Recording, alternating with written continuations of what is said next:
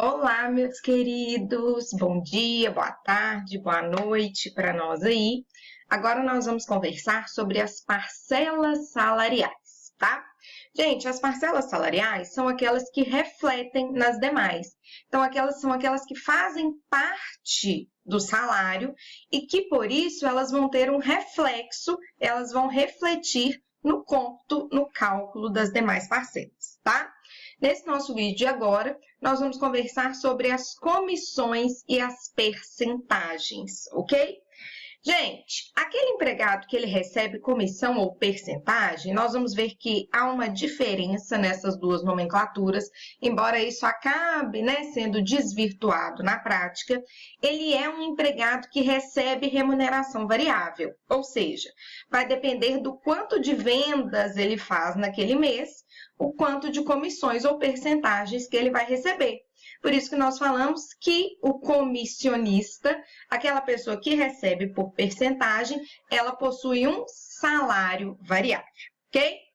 Porém, gente, independente de possuir ou não um salário variável, é importantíssimo que vocês entendam o seguinte: por mais que em determinado mês esse empregado que recebe por comissões ou que recebe por percentagens, ele vai fazer jus à percepção do salário mínimo ou do piso da categoria, se tiver, que seja proporcional à sua jornada, tá?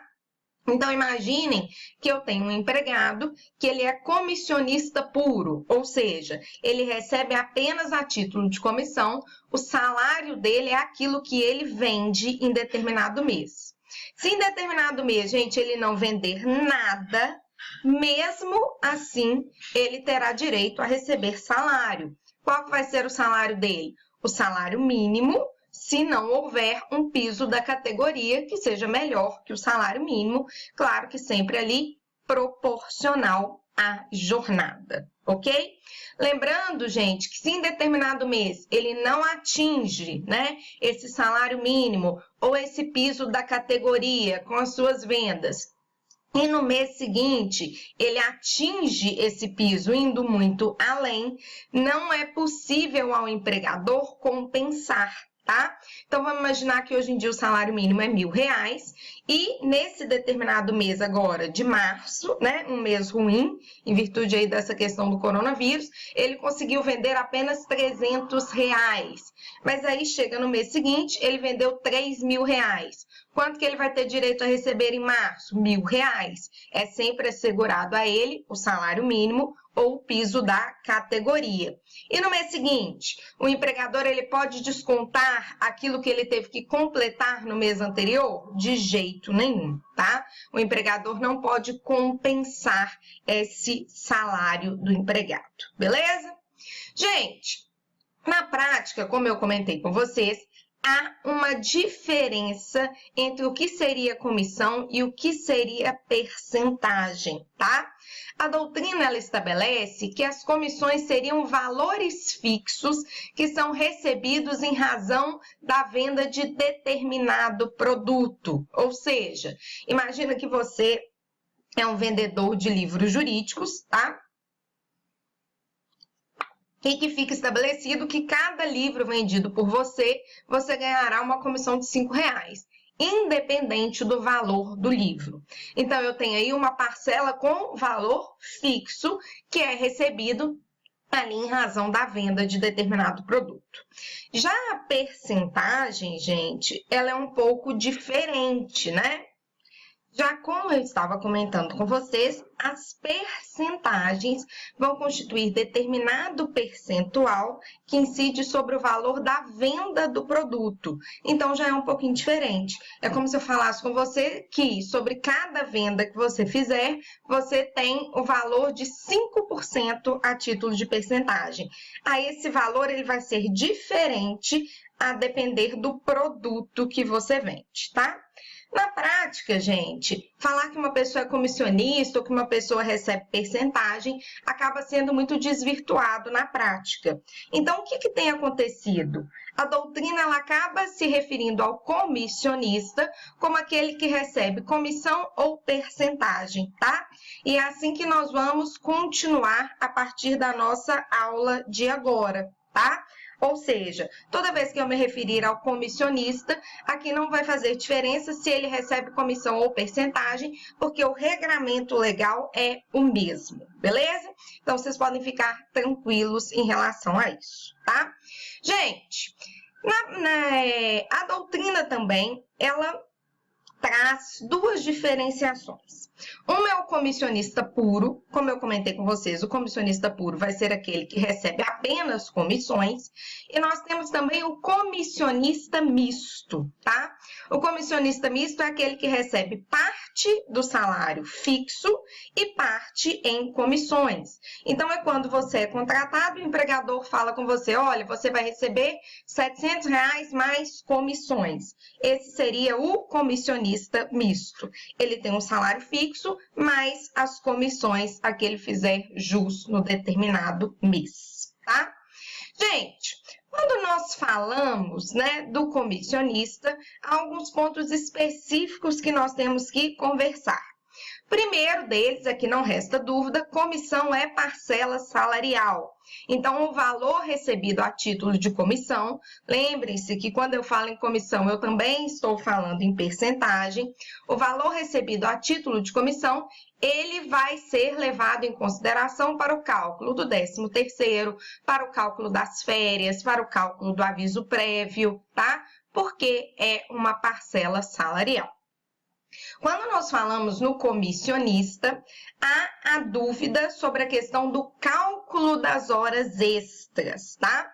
E o cálculo das horas extras, gente, do comissionista vai ser diferente se ele for comissionista puro ou se ele for comissionista misto, tá?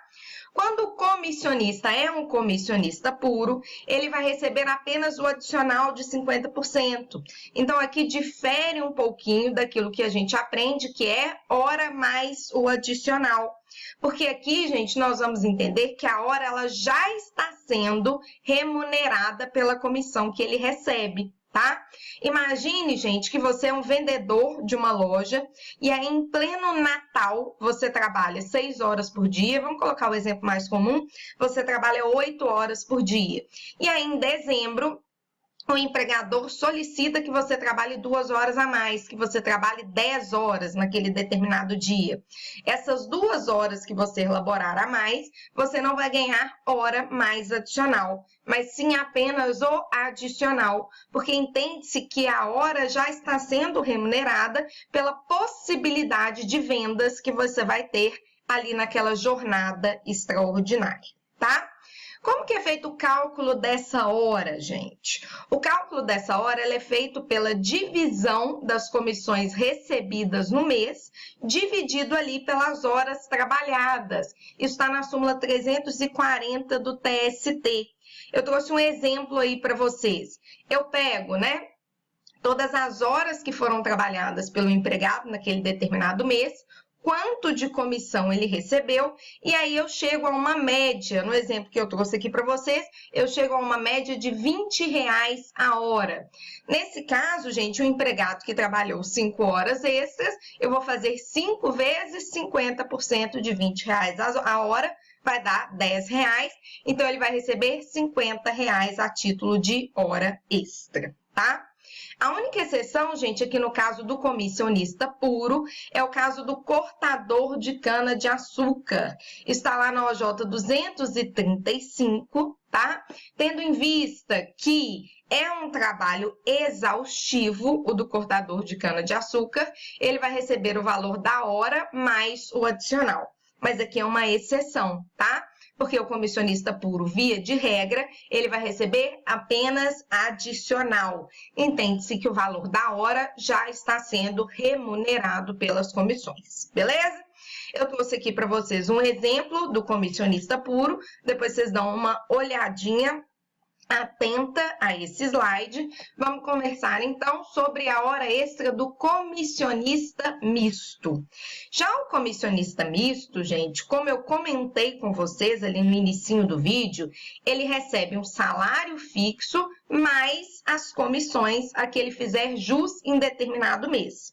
Então, em virtude disso, em virtude dele receber um salário fixo, o cálculo da sua hora extra também vai ser diferente, tá? Nós vamos ter que calcular essa hora extra em duas etapas. A primeira etapa, gente, é em relação ao salário fixo. Em relação ao salário fixo, ele vai receber hora normal mais o acréscimo de 50%, mas isso relacionado apenas ao seu salário fixo. E em relação ao salário variável, que é em relação às comissões, ele vai receber apenas o adicional. Eu trouxe aqui para vocês, gente, no slide, um exemplo de como é feito esse cálculo, tá?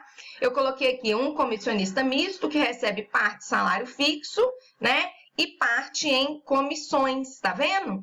Então, tem-se aqui, ele recebe um salário fixo de R$ 700 e ele realizou 32 horas extras. A carga horária dele é de 180 horas por mês. Então, eu ensino a vocês como que eu faço aqui o cálculo da hora extra sobre o salário fixo e depois o cálculo da hora extra sobre a comissão. Beleza? Depois vocês também dão uma olhada atenta nesse slide para que vocês vejam como é feito o cálculo salário fixo, salário variável, ok? Quando a gente fala também das comissões, a outra questão interessante sobre as comissões é a época do pagamento das comissões e das percentagens. A grande dúvida de vocês, principalmente de quem trabalha no comércio, é a seguinte: ah, Carol, eu fiz uma venda parcelada, a minha comissão também pode ser paga parcelada? Ou então eu fiz uma venda a prazo, a minha comissão também pode ser paga no futuro, a prazo? Gente, o 466, ele nos responde a estas perguntas de forma afirmativa, tá? Porque o caput do 466, ele determina que o pagamento de comissões e percentagens só será exigível depois de ultimada, depois de finalizada a transação a que se referem. Ou seja, só depois que o empregador recebe o pagamento, não é isso? Depois que é ultimada essa transação a que ele se refere, é que é exigível o pagamento dessas comissões e percentagens. O parágrafo 1º, ele é até mais específico, referindo-se a essas hipóteses de parcelamento, que nós sabemos que no direito são chamadas de prestações sucessivas. Quando ele fala assim: nas transações realizadas por prestações sucessivas, é exigível o pagamento das percentagens e comissões que lhes disserem respeito, proporcionalmente à respectiva liquidação, tá? Ah, e se o contrato de trabalho chegar ao fim antes deste empregado ter recebido essas comissões relacionadas a prestações sucessivas? O parágrafo 2º, ele me fala que a extinção do contrato de trabalho não vai prejudicar a percepção dessas comissões e percentagens, ou seja, o empregado tem direito a receber essas comissões e percentagens ali na extinção do contrato de trabalho. Lembrando, gente, que nos moldes da OJ 181, da SDI 1, o valor dessas comissões também tem que ser corrigido monetariamente ali no momento do pagamento, tá bom?